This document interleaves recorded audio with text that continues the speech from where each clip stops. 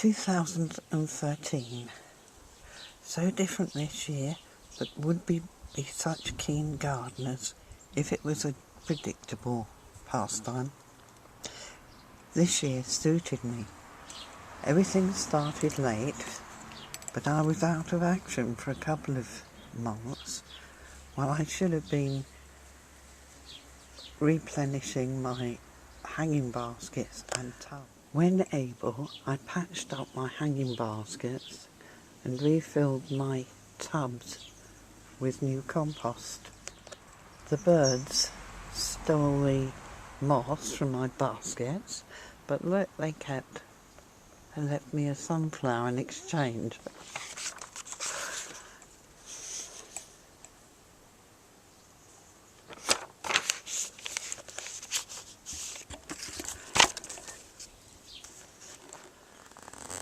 As always, my fuchsias have fared very well.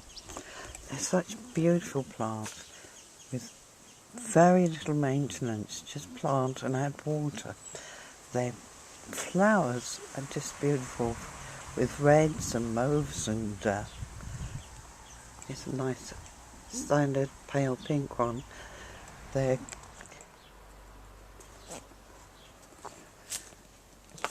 Most of my fuchsias have been taken from cuttings from last year or savings. The new one is called Pink Marshmallow, and it's beautiful, large, mainly white but with pink stamens, and it looks like a standard.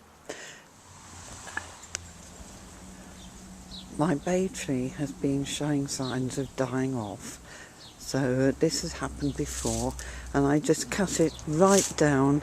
It grows up again. I'll get some fertiliser put around the roots, because bay takes an awful lot of goodness out of the soil, so it's a good idea to fertilise regularly. My rambling rose was not very good last year, so I pruned it back heavily, and it's been beautiful this year. It didn't flower until July. It normally flowers in June and is over and done with by the end of June. However, it's been beautiful this year, so I think I'll prune it again.